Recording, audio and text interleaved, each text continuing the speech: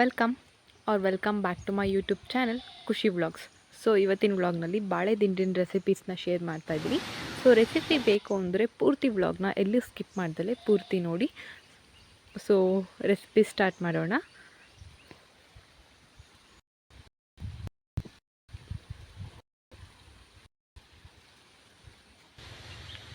So ಇವತ್ತು ಬಾಳೆದಿಂಡು use ಮಾಡಿಕೊಂಡು ಒಂದು ರೆಸಿಪಿ ಮಾಡೋಣ ಅಂತ ಕಿತ್ಕೊಂಡು ಬಂದ್ವಿ. ಸೊ ಇದು ಕಾಣ್ತಿದೆಯಲ್ಲ, ಇಷ್ಟು ಪೂರ್ತಿ ಎಲ್ಲ ತೆಗಿಬೇಕು. ಈ ಇನ್ನರ್ ಪಾರ್ಟ್ ಇದೆಯಲ್ಲ, ಇದನ್ನು ಯೂಸ್ ಮಾಡಿಕೊಂಡು ನಾವು ಇವಾಗ ರೆಸಿಪಿ ಶೂಟ್ ಮಾಡೋದು, ರೆಸಿಪಿ ಮಾಡೋದು. ಸೊ ಇಷ್ಟು ತೊಗೊಂಡಿದ್ದೀವಿ, ಇಷ್ಟು ಸಾಕಾಗುತ್ತೆ ನಮಗೆ. ಸೊ ಬಾಳೆ ಹಣ್ಣು ಬಂದಿರುತ್ತಲ್ಲ, ಆ ಗೊನೆ ಕಟ್ ಮಾಡಿರ್ತಾರಲ್ಲ, ಕಟ್ ಮಾಡಿದಾಗ ನಮಗೆ ಇಷ್ಟು ಸಿಗುತ್ತಲ್ಲ, ಅಂದರೆ ಪೂರ್ತಿ ಮೇಲಿಂದ ತೊಗೋಬಾರ್ದು, ಕೆಳಗಡೆದು ತೊಗೋಬಾರ್ದು. ಸೊ ಮಿಡಲ್ ಪಾರ್ಟ್ ಏನಿರುತ್ತೆ, ಆ ಮಿಡಲ್ ಪಾರ್ಟಿಂದು ಸ್ಟೆಮ್ ತೊಗೊಂಡು ಬಂದುಬಿಟ್ಟು ನಾವು ಈ ರೆಸಿಪಿನ ಮಾಡ್ಕೊಳ್ಬೋದು. ಸೊ ಈ ರೆಸಿಪಿ ಮಾಡೋದ್ರಿಂದ ನಮಗೆ ಈ ರೆಸಿಪಿ ತಿನ್ನೋದ್ರಿಂದ ನಮಗೆ ಕಿಡ್ನಿ ಸ್ಟೋನ್ ಕ್ಯೂರ್ ಆಗುತ್ತೆ. ಮತ್ತು ಏನು ಪೆಸ್ಟಿಸೈಡ್ಸ್ ಮತ್ತು ಫರ್ಟಿಲೈಸರ್ಸ್ ಏನು ಯೂಸ್ ಮಾಡಿರೋದಿಲ್ಲ. ಸೊ ಆರ್ಗ್ಯಾನಿಕ್ ಆಗಿರುತ್ತೆ ಅಂತ ಹೇಳ್ಬಿಟ್ಟು ಇದೊಂದು ರೆಸಿಪಿ ಶೇರ್ ಮಾಡೋಣ ಅಂತ ಹೇಳಿಬಿಟ್ಟು ಇವಾಗ ಟ್ರೈ ಮಾಡ್ತೀನಿ ಇದನ್ನು. ಸೊ ಹೇಗೆ ಮಾಡ್ತೀನಿ ಅಂತ ನಿಮ್ಗೆ ಇವಾಗ ತೋರಿಸ್ತೀನಿ, ಬನ್ನಿ. ಸೊ ಇವಾಗ ಈ ಬಾಳೆ ದಿಂಡೆ ಏನು ತಂದಿದ್ವಿ, ಇದನ್ನು ಎಲ್ಲ ನೀಟಾಗಿ ಸಿಪ್ಪೆ ಸೈಡ್ನಲ್ಲಿ ಅದೇ ಥರ ಬಾಳೆ ದಿಂಡಿನಲ್ಲಿ ಒಳಗಡೆ ಇರುತ್ತೆ ಸ್ವಲ್ಪ ಸಣ್ಣದಾಗಿ, ಅದನ್ನು ತೊಗೊಳ್ಬೇಕು ನಾವು. ಸೊ ಇವಾಗ ಇದು ನಾನು ದಪ್ಪದ್ದು ತೊಗೊಂಡು ಬಂದಿದ್ನಲ್ಲ, ಇದನ್ನು ಬಿಡಿಸ್ಕೊಳ್ತಾ. ಸೊ ನಮಗೆ ಮಾರ್ಕೆಟ್ನಲ್ಲೆಲ್ಲ ತೊಗೊಂಡಾಗ ಸಣ್ಣದು ಕೊಟ್ಟಿರ್ತಾರೆ. ನಾವು ಸಣ್ಣದ್ದು ಅಂದರೆ ಈಗ ತೋಟದಿಂದ ನಾನು ತಂದಿದ್ದೇನಾಗುತ್ತೆ ಅಂದರೆ, ಸಣ್ಣದು ತೊಗೊಂಡು ಬಂದರೆ ಸುತ್ತ ಎಲ್ಲ ಬಿಡಿಸ್ಬಿಟ್ಟು ಅದು ಬೇಗ ಕಪ್ಪಾಗಿಬಿಡುತ್ತೆ. ಸೊ ನಾನೇನು ಮಾಡಿದೆ ಅಂದರೆ ದಪ್ಪದ ಹಾಗೆ ತೊಗೊಂಡು ಬಂದೆ. ನಾನು ರೆಸಿಪಿ ಮಾಡಬೇಕಾದ್ರೆ ಬಿಡಿಸ್ಕೊಂಡ್ರೆ ಆಯಿತು ಅಂತ ಹೇಳಿಬಿಟ್ಟು. ಸೊ ಇವಾಗ ನಾನು ಇದನ್ನು ಬಿಡಿಸ್ಕೊಳ್ತಾ ಇದ್ದೀನಿ. ಇವಾಗ ನಾನು ತೋರಿಸಿದ್ನಲ್ಲ ಚಾಕುನಲ್ಲಿ, ಆ ರೀತಿ ಸ್ವಲ್ಪ ಡೀಪಾಗಿ ಕಟ್ ಮಾಡಿದ್ರೆ ನಮ್ಗೆ ಈ ರೀತಿ ನಾವೇ ಕೈನಲ್ಲೇ ಹಂಗೆ ಸುಲ್ಕೊಳ್ಬೋದು. ಈಗ ಡೀಪಾಗಿ ಕಟ್ ಮಾಡಿದ್ನಲ್ಲ, ಒಂದು 5 to 6 ಲೇಯರ್ಸ್ ಏನಿರುತ್ತೆ ಇದನ್ನೆಲ್ಲ ಈಗ ನಾನು ಬಿಡಿಸ್ಕೊಳ್ಬೇಕು. ಇದ್ರೊಳಗಡೆ ಇರುತ್ತೆ, ಅದನ್ನು ತೊಗೊಳ್ಬೇಕು. ಇದು ಸುತ್ತ ಏನು ದಪ್ಪ ಲೇಯರ್ ಇತ್ತಲ್ಲ, ಇದರಲ್ಲಿ ತುಂಬ ನಾರಿರುತ್ತೆ. ಸೊ ನಾನು ಒಳಗಡೆ ಏನಿರುತ್ತೆ ಅದನ್ನು ತೊಗೊಳ್ಬೇಕು. ಸೊ ಇವಾಗ ಕಟ್ ಮಾಡ್ಕೊಳ್ತಾ ಇದ್ದೀನಿ. ನೀವು ಇದೇ ರೀತಿ ಇದನ್ನು ಕ್ಲೀನ್ ಮಾಡ್ಕೊಳ್ಬೇಕಾಗತ್ತೆ. ಸೊ ಈಗ ನಾನು ತೋರಿಸ್ತಾ ಇದ್ದೀನಿ ನೋಡಿ, ಈ ರೀತಿ. ಸೊ ಇದನ್ನ ನಾವು ಫ್ರೆಶ್ಶಾಗಿ ಮಾಡ್ಕೊಂಡಷ್ಟು ಚೆನ್ನಾಗಿರುತ್ತೆ. ಇಲ್ಲಾಂದರೆ ಎಲ್ಲ ಕಪ್ಪಾಗಿರೋದು, ಇಲ್ಲ ಅದರಲ್ಲಿರೋ ವಾಟರ್ ಕಂಟೆಂಟ್ ಎಲ್ಲ ಹೋಗಿರೋ ಥರ ಆಗಿ ಚೆನ್ನಾಗಿರಲ್ಲ. ಈಗ ನೋಡಿ ಇಷ್ಟೆಲ್ಲ ತೆಗ್ದೆ ನಾನು. ಈಗ ನಾನು ಅಷ್ಟು ದಿನದಲ್ಲಿ ನನಗೆ ಒಂದು ಸ್ವಲ್ಪ ಪಲ್ಯ ಮಾಡೋಕ್ಕೆ ಇಷ್ಟು ವೇಸ್ಟ್ ಆಯಿತು ಆ ಗಿಡದಲ್ಲಿ. ನಾನು ಬಾಳೆ ದಿಂಡು ತಂದಲ್ಲ ಅದರಲ್ಲಿ. ಸೊ ಇವಾಗ ಕಟ್ ಮಾಡೋದು ಹೇಗೆ ಅಂತ ತೋರಿಸ್ತಾ ಇದ್ದೀನಿ. ಈಗ ನಾನು ತೋರಿಸಿದ್ನಲ್ಲ, ಈ ಚಿಕ್ಕ ಪಾರ್ಟು ಒಳಗಡೆ ಸಿಗುತ್ತಲ್ಲ, ಇಷ್ಟನ್ನು ಮಾತ್ರ ತೊಗೊಳ್ಬೇಕು ನಾವು ರೆಸಿಪಿ ಮಾಡ್ಕೊಳ್ಳೋಕ್ಕೆ. ಸೊ ಇವಾಗ ಅದನ್ನು ನಾವು ನಿಮ್ಗೆ ಯಾವ ಶೇಪ್ನಲ್ಲಿ ಬೇಕು ಆ ಶೇಪ್ನಲ್ಲಿ ಕಟ್ ಮಾಡ್ಕೊಳ್ಬೇಕು. ಸೊ ಕಟ್ ಮಾಡಿಕೊಂಡಾಗ ಸ್ವಲ್ಪ ನಾರು ಥರ ಹೀಗೆ ಬರ್ತಾ ಇರುತ್ತೆ, ದಾರ ಥರ. ಅದನ್ನ ನಾವು ಚಾಕುನಲ್ಲಿ ಒಂದು ಸಲ ಟ್ವಿಸ್ಟ್ ಮಾಡಿಬಿಟ್ಟು ಹಿಂದೆಗೆ ಎಳೆದ್ರೆ ಆ ನಾರು ಹೋಗುತ್ತೆ. ಅದನ್ನ ನೀವು ಕೈಯಲ್ಲಿ ತೆಗ್ದಾಕ್ಬಿಟ್ಟು ಹಾಗೆ ನೋಡ್ಕೊಂಡು ಚಾಪ್ ಮಾಡ್ಕೊಳ್ಬೇಕು. ಇಲ್ಲಾಂದರೆ ಅದು ನಾವು ತಿಂದ್ರೆಲ್ಲ ದಾರ ಸಿಗಾಕೊಂಡಿರೋದು ಕಾಣ್ತಾ ಇರುತ್ತೆ ನೋಡಿ, ಅಲ್ಲಿ ಸಿಕ್ಕಿಲ್ಲ ದಾರ. ಅದನ್ನು ಆಯಿತು ಮಾಡ್ಕೊಳ್ತಾ ಇದ್ದೀನಿ. ಹಾಗೆ ಸಲಾಡ್ಗೆ ಮತ್ತು ಒಂದು ಸ್ವಲ್ಪ ನಾನು ಪಲ್ಯ ಮಾಡೋಕ್ಕೆ ಅಂತ ಹೇಳಿಬಿಟ್ಟು ನಾನು ಚಾಪ್ ಮಾಡ್ಕೊಳ್ತಾ ಇರೋದು. ಪಲ್ಯ ಮಾಡೋಕ್ಕಾದರೆ ಇವಾಗ ನಾನು ತೋರಿಸಿದ್ನಲ್ಲ ಅಷ್ಟು ದಪ್ಪ, ಅಂದರೆ ಅಷ್ಟು ಔಟರ್ ಲೇಯರ್ನ ಕಟ್ ಮಾಡ್ಕೊಂಡಿರ್ಬೇಕಾಗುತ್ತೆ. ಸೊ ನಾವು ಸಲಾಡ್ ಮಾಡೋದಾದರೆ ಇನ್ನೂ ಸ್ವಲ್ಪ ಒಳಗಡೆ ಇನ್ನೂ ಎಳೆ ಥರ ಇರುತ್ತೆ, ಒಂದು ಫಿಂಗರ್ ಅಷ್ಟು ದಪ್ಪ, ಅದನ್ನು ಚಾಪ್ ಮಾಡಿಕೊಂಡ್ರೆ ಇನ್ನೂ ಚೆನ್ನಾಗಿರುತ್ತೆ. ಸೊ ಇವಾಗ ನಾನು ನಿಮಗೆ ಮಜ್ಜಿಗೆ ತೋರಿಸ್ತಾ ಇದ್ದೀನಿ. ಮಜ್ಜಿಗೆ ಎಂತಕ್ಕೆ ಅಂದರೆ, ಈ ಮಜ್ಜಿಗೆ ಜೊತೆಗೆ ಇನ್ನೂ ಸ್ವಲ್ಪ ನೀರು ಹಾಕಿ ಮಿಕ್ಸ್ ಮಾಡಿಬಿಟ್ಟು ನಾವೇನು ಬಾಳೆ ದಿಂಡು ಪೀಸಸ್ನ ಕಟ್ ಮಾಡಿದ್ವಲ್ಲ ಅದನ್ನು ಇದ್ರೊಳಗೆ ಹಾಕೋದ್ರಿಂದ ನಮಗೆ ಕಪ್ಪಾಗೋದಿಲ್ಲ. ಈಗ ನಾವು ಎಲ್ಲದನ್ನೂ ಚಾಪ್ ಮಾಡಿ ನಾವು ರೆಸಿಪಿ ಮಾಡೋ ಅಷ್ಟೊತ್ತಿಗೆ 10 ಅಥವಾ 15 ಮಿನಿಟ್ಸ್ ಟೈಮ್ ಆಗುತ್ತಲ್ಲ, ಇದೊಂದು 2 ಮಿನಿಟ್ಸ್ ಬಿಟ್ಟರೆ ಸಾಕೆಲ್ಲ ಕಪ್ಪಾಗಿಬಿಡುತ್ತೆ.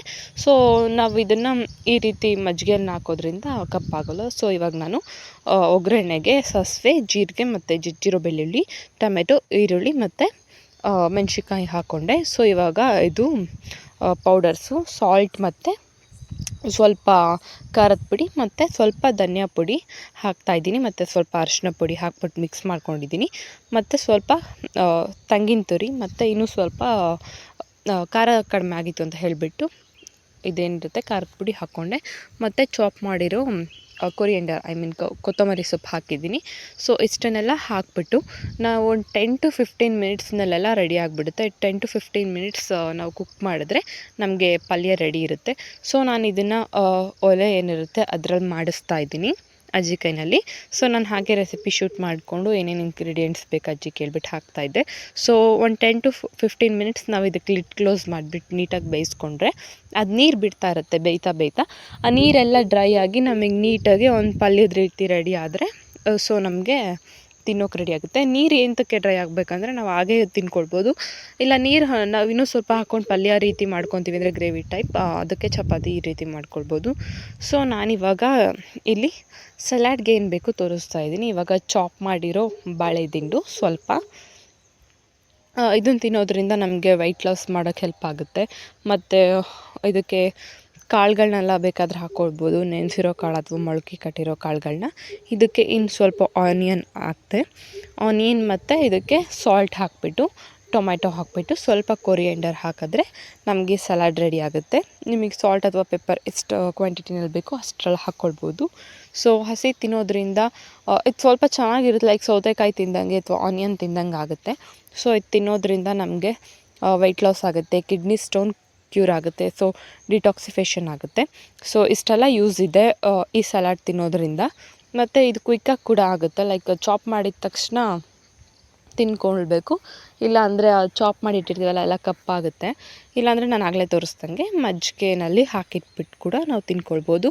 ಸೊ ನಾನಿವಾಗ ಬಾಳೆ ದಿಂಡಿಂದ 2 ರೆಸಿಪೀಸ್ನ ನಿಮ್ಮ ಜೊತೆ ಶೇರ್ ಮಾಡಿದ್ದೀನಿ. ಸೊ ಇನ್ನೂ ವೇರಿಯಸ್ ಟೈಪ್ಸ್ ಆಫ್ ರೆಸಿಪೀಸ್ ಮಾಡ್ಬೋದು.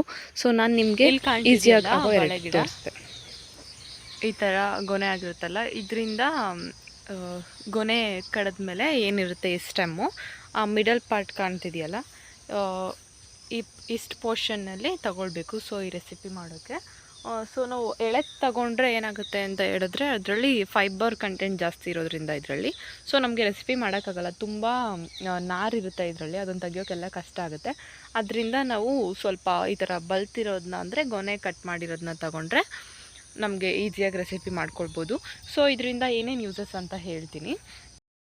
ಸೊ ನಾನು ವ್ಲಾಗ್ಸ್ನಲ್ಲಿ ಏನು ರೆಸಿಪಿ ಶೇರ್ ಮಾಡ್ತೀನಲ್ಲ, ಸೊ ನಾನು ಎಲ್ಲ ರೆಸಿಪೀಸ್ನ ಶೇರ್ ಮಾಡೋಲ್ಲ. ಸೊ ಏನು ಆರ್ಗ್ಯಾನಿಕ್ಕಾಗಿ ಸಿಗುತ್ತೆ ನಮಗೆ ಇಲ್ಲಿ ಅಂದರೆ, ಇವಾಗ ನನಗೇನು ಸಿಗುತ್ತೆ ಅಂದರೆ ಇಲ್ಲಿ ಬಾಳೆ ದಿಂಡು. ಸೊ ಪ್ರೀವಿಯಸ್ ವ್ಲಾಗ್ನಲ್ಲಿ ಒಂದು ತೋರಿಸಿದ್ದೀನಿ ನಿಮಗೆ. ಸೊ ಟರ್ಕಿ ಬೆರ್ರಿ ಅಂತ, ಅದನ್ನು ಲೈಕ್ ಕಾಡು ಬದನೆ ಅಂತ ಹೇಳ್ತಾರೆ. ಈ ಥರ ನೆಲ್ಲಿಕಾಯಿ ಮತ್ತು ಈ ಜ್ಯೂಸ್ ಮಾಡಿದ್ನಲ್ಲ, ಕರಿಬೇವು ಎಲ್ಲ ಯೂಸ್ ಮಾಡಿಕೊಂಡು ಮತ್ತು ಬಾಳೆ ದಿಂಡಿನ ಜ್ಯೂಸ್ ಮಾಡಿದ್ದೆ, ಲೈಕ್ ಎಕ್ಸ್ಟ್ರಾಕ್ಟ್ ಮಾಡೋದು ಹೇಗೆ ಅಂತ ತೋರಿಸಿದ್ದೆ ಆ ರೀತಿ. ಮತ್ತು ಶಂಖಪುಷ್ಪ ಜ್ಯೂಸ್ ಮಾಡಿದ್ದೆ, ಲೈಕ್ ಮನೇಲೇ ಸಿಕ್ಕಿರೋ ರೋಸ್ ಯೂಸ್ ಮಾಡಿಕೊಂಡು ರೋಸ್ ಗುಳ್ಕೊಂಡು ಮಾಡಿದ್ದೆ. ಸೊ ನಾನು ಈ ಥರ ಆರ್ಗ್ಯಾನಿಕ್ಕಾಗಿ ಏನು ಸಿಗುತ್ತೆ ಮನೆಯಲ್ಲಿ ಈ ರೀತಿ ನಾನು ರೆಸಿಪಿ ಶೇರ್ ಮಾಡ್ತೀನಿ. ಸೊ ರೆಸಿಪಿ ಶೇರ್ ಮಾಡ್ತೀನಿ, ಡೈಲಿ ವ್ಲಾಗ್ ಮಾಡ್ತೀನಿ ಅಂತ ಹೇಳಿಬಿಟ್ಟು ಎರಡನ್ನೂ ಕನ್ಫ್ಯೂಸ್ ಮಾಡ್ಕೊಡ್ಬೇಡಿ. ಸೊ ನಾನು ಇಲ್ಲಿ ಏನು ಆರ್ಗ್ಯಾನಿಕ್ಕಾಗಿ ಸಿಗುತ್ತೆ, ಲೈಕ್ ಏನು ನಮ್ಮ ಮನೇಲಿ ತೋಟದಲ್ಲಿ ಫರ್ಟಿಲೈಸರ್ಸ್ ಯೂಸ್ ಮಾಡ್ದಲೆ, ಪೆಸ್ಟಿಸೈಡ್ಸ್ ಯೂಸ್ ಮಾಡ್ದಲೆ ಏನೇನು ವೆಜಿಟೇಬಲ್ಸ್ ಮತ್ತು ಫ್ರೂಟ್ಸ್ನ ಬೆಳೆದಿರ್ತಾರೆ ಅದರಿಂದ ಯೂಸ್ ಮಾಡಿಕೊಂಡು ನಾನು ರೆಸಿಪೀಸ್ ಮಾಡ್ತಾಯಿದ್ದೀನಿ. ಸೊ ಅಷ್ಟನ್ನು ಮಾತ್ರ ನಾನು ಶೇರ್ ಮಾಡ್ತೀನಿ. ಸೊ ಕನ್ಫ್ಯೂಸ್ ಆಗಿಬಿಡಿ, ಸೊ ಅದೊಂದು ಕ್ಲಾರಿಟಿ ಕೊಡೋಣ ಅಂತ ಹೇಳಿಬಿಟ್ಟು ಹೇಳ್ತಾಯಿದ್ದೀನಿ. ಸೊ ಬಾಳೆ ದಿಂಡನ್ನ ತಿನ್ನೋದ್ರಿಂದ ಮತ್ತು ಈ ರೆಸಿಪಿ ಮಾಡೋದ್ರಿಂದ ಏನೇನು ಯೂಸಸ್ ಅಂದರೆ, ಅದರಲ್ಲಿ ಫೈಬರ್ ಕಂಟೆಂಟ್, ಪೊಟ್ಯಾಷಿಯಮ್ ಕಂಟೆಂಟ್ ಜಾಸ್ತಿ ಇರೋದ್ರಿಂದ ನಮಗೆ ಡೈಜೆಸ್ಟಿವ್ ಸಿಸ್ಟಮ್ ಚೆನ್ನಾಗಿರುತ್ತೆ. ಸೊ ನೀಟಾಗಿ ಫುಡ್ಡೆಲ್ಲ ಡೈಜೆಸ್ಟ್ ಆಗುತ್ತೆ. ಸೊ ಫೈಬರ್ ಕಂಟೆಂಟ್ ಇರೋದ್ರಿಂದ ಬ್ಲಡ್ ಪ್ರೆಷರ್ ಮ್ಯಾನೇಜ್ ಮಾಡುತ್ತೆ ಮತ್ತು ಬ್ಲಡ್ ಶುಗರ್ ಲೆವೆಲ್ನ ನೀಟಾಗಿ ಕಂಟ್ರೋಲ್ ಮಾಡುತ್ತೆ.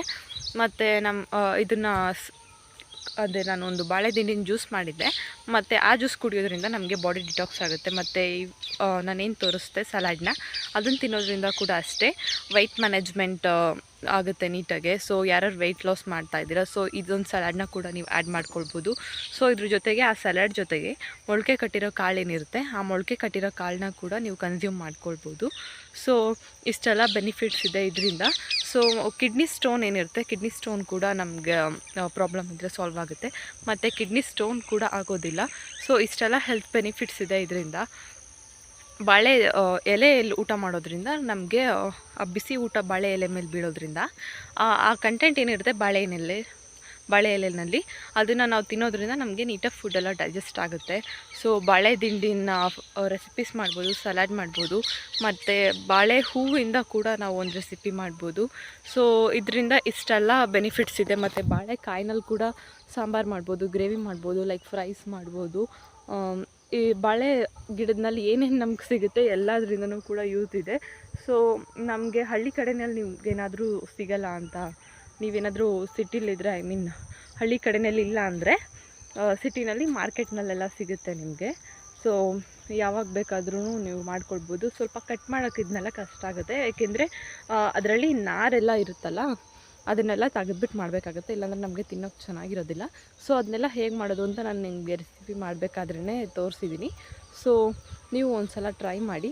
ಸೊ ಇದು ಲೈಕ್ ಅದು ನಾರು ಥರ ಏನು ಬರುತ್ತೆ ಅದನ್ನೆಲ್ಲ ನೀಟಾಗಿ ಕ್ಲೀನ್ ಮಾಡ್ತಾಗಿದ್ರೆ ನಮಗೆ ತಿನ್ನೋಕ್ಕೆ ಕೂಡ ಚೆನ್ನಾಗಿರುತ್ತೆ ರೆಸಿಪಿ.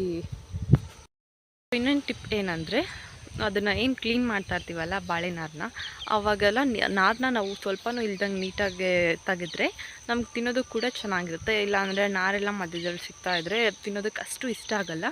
ಸೊ ಇಷ್ಟೆಲ್ಲ ರೆಸಿಪೀಸ್ ಮಾಡ್ಬೋದು ಇದರಿಂದ. ಸೊ ನೀವು ಒಂದು ಸಲ ಟ್ರೈ ಮಾಡಿ. ವ್ಲಾಗ್ ಇಷ್ಟ ಆಗಿದ್ದರೆ ಲೈಕ್ ಮಾಡಿ, ಶೇರ್ ಮಾಡಿ, ಕಮೆಂಟ್ ಮಾಡಿ. ಇನ್ನೂ ಯಾರು ಸಬ್ಸ್ಕ್ರೈಬ್ ಮಾಡಿಲ್ಲ, subscribe to my channel Khushi vlogs. Thank you for watching. So ಈ ಎಲ್ಲ ಬೆನಿಫಿಟ್ಸ್ನ ಒಂದು ವರ್ಡಿಂಗ್ ರೀತಿ ಟೈಪ್ ಮಾಡಿಬಿಟ್ಟು ಒಂದು ಪಿಕ್ ಆ್ಯಡ್ ಮಾಡಿದ್ದೀನಿ. So read it once.